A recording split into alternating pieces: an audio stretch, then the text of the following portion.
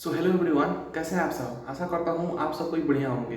देखिए फ्रेंड्स, इस वीडियो में हम बात करेंगे बीपीएससी टाइप 3.0 के ज्वाइनिंग के बाद से जो आपके मन में जो प्रश्न या फिर जो डाउट्स मन में आ रहे हैं उसके बारे में हम इस वीडियो में क्लियर करने वाले हैं और उन सभी चीज़ों के बारे में हम डिस्कस करेंगे। ठीक है, तो आप सभी जो वीडियो के अंदर बने रहिएगा और जो आपके जो इंपॉर्टेंट डाउट्स है जो आपके मन में उत्पन्न हो रहे हैं उसी के बारे में हम इस वीडियो में डिस्कस करने वाले हैं।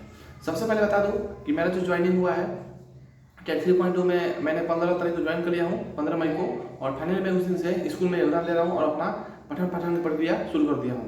ठीक है, तो मैं अपना ज्वाइन कर लिया हूँ। आप लोग बताइएगा आप किस तरह को ज्वाइन किए हैं, अभी तक ज्वाइन किए हैं या नहीं किए हैं, और किए हैं तो किस तरह किए हैं, और अभी नहीं किए तो कब तक करना है।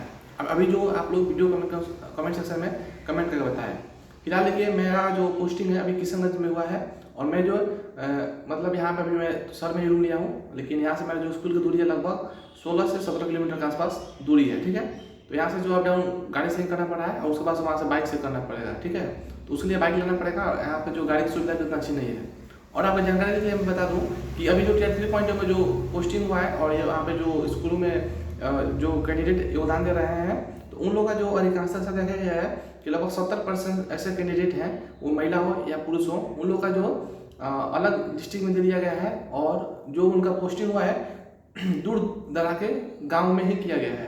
ऐसे में जो है 70 से 80% ऐसे कैंडिडेट हैं जो परेशान हैं और वो नाखुश हैं। इसलिए नाखुश हैं क्योंकि उनका जो पोस्टिंग दिया गया है दूर दराज के इलाके में कर दिया गया है जहाँ गाड़ी के आवागमन की सुविधा भी नहीं है। और ऐसे बहुत सारे कैंडिडेट हैं जिनका जो नदी के उस पार दे दिया गया है, मतलब बहुत ज़्यादा लंबा चौड़ा नदी है, जैसा कि मेरा भी है, नदी के उस पार मेरा भी स्कूल है, लेकिन दूसरे साइड से मुझे जाना पड़ता है।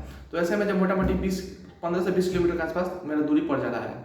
और ऐसे भी मेरे साथ बहुत से शिक्षक साथी बताए थे यहाँ पे मैंने ही यहाँ पे जिला में जो मैं पर्सनली उनसे भेंट किया तो वो लोग अभी यही कह रहा था कि मैंने जो है बहुत दूर दे दिया है और बहुत ज़्यादा गांव में दे दिया है, वहाँ का भाषा समझ में नहीं आ रहा है और वहाँ का जो है रहन सहन जो है अलग चीज़ है और वहाँ रूम भी नहीं मिल रहा है। मेन चीज़ ये है कि वहाँ आपको रूम नहीं मिल रहा है। अगर रूम मिल भी जाता है गाँव देहात में तो वहाँ पे जो है फिर आपके जो खाना बनाना है रहने का जो है वहाँ पर आपको कुछ सामान मिलेगा भी नहीं, तो फिर आपको शहर जाना पड़ेगा।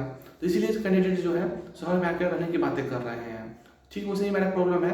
आप लोग बताइए कि आपका पोस्टिंग किधर हुआ है, आपका काम हुआ है तो आपके स्कूल से दूरी और आपके रूम से दूरी कितना दूर है। क्योंकि कोई भी जो है गांव में तक पोस्टिंग हुआ है स्कूल का तो आप लोग शहर में ही रहेंगे और शहर से अप डाउन करेंगे, क्योंकि गांव में रहेंगे तो पूरी सुविधा आपको मिलेगी भी नहीं। ठीक उसी प्रकार मैंने भी किया है।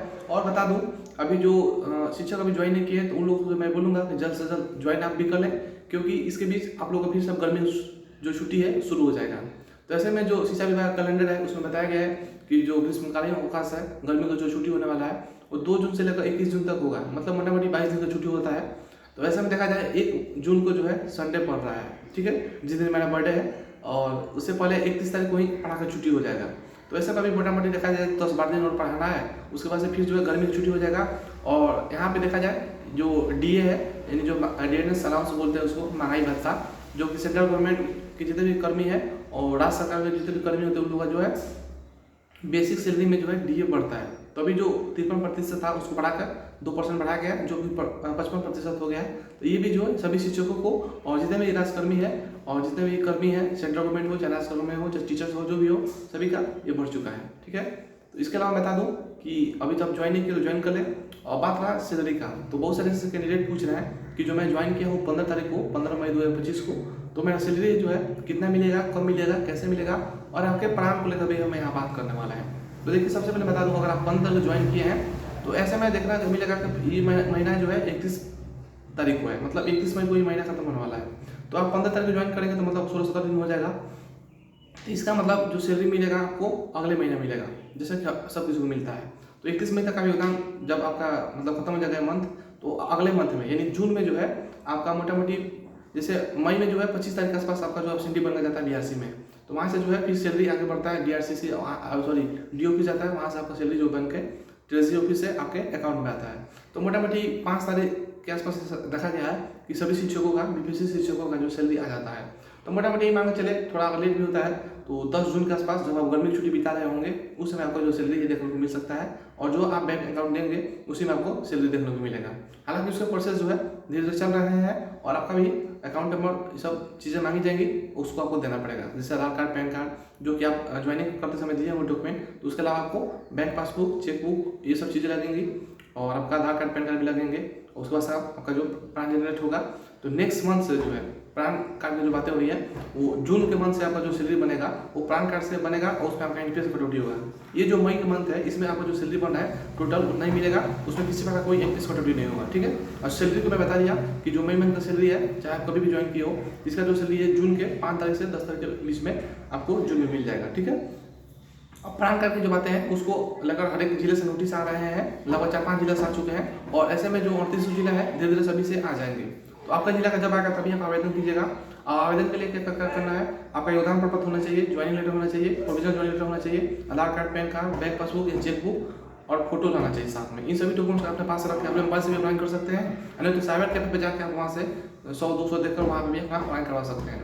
उसके बाद आपका पैन कार्ड बन जाएगा, अप्रूव कर दिया जाएगा, HRMS अनबोर्डिंग हो जाएगा। उसके बाद सबका जो सैलरी है आपका अकाउंट बनने लगेगा, एनपीएस कटने लगेगा, आप भी एक शिक्षक के रूप में हो गए तब आपका सैलरी आपका सरकारी कर्मी के रूप में हो जाएगा और आपका पीएफ कटते रहेगा। तो ये जो फायदा आपको लास्ट में मिलता है, तो पीएफ 10% कटेगा और सरकार आपको उसमें 14% कंट्रीब्यूट करती है और टोटल में आपका जो 24% सैलरी है हर एक मंथ सेविंग होते रहती है, ठीक है।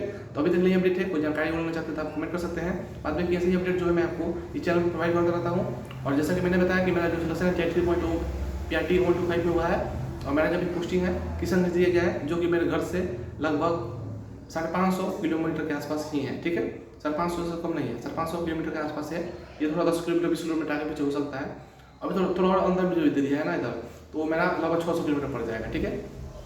यही 500 से 600 किलोमीटर के बीच में मेरा दूरी है घर से। और आपका कितना दूरी है, आपका पोस्टिंग कहाँ दिया गया है, क्योंकि मैं यहाँ देखा हूँ ये बातें एकदम सच है कि टाइप 3.0 जितने भी कैंडिडेट का जो पोस्टिंग हुआ है वो अपना डिस्ट्रिक्ट छोड़ के दिया गया है और बहुत दूर दराज में दे दिया गया है। यहाँ तक मुझे जहाँ स्कूल जहाँ मुझे अलॉट किया गया है वहाँ मुझे भाषा भी समझ में नहीं आ रहा है वहाँ का, और दूसरा चीज़ कि वहाँ पर रहने का तो कोई व्यवस्था ही नहीं, नदी के उस पार है और कभी पुल से पार करना पड़ रहा है तो कभी रोड से जाना पड़ रहा है। और यहाँ बारिश भी बहुत हो रही है सुबह में निकलने में, तो यहाँ कभी थोड़ा टाइम लेट हो जा रहा है। अब देखिए आगे कैसे होगा उसको देखा जाएगा, ठीक है। तो फिलहाल लोगों का कोई जो डाउट आप कमेंट कर सकते हैं। इसके अलावा कोई जानकारी लेना चाहते हैं तो कमेंट कर सकते हैं, क्योंकि मेरा जो एक्सपीरियंस है Tier 1 से लेकर Tier 2 Tier 3 तक का सभी का एक्सपीरियंस है।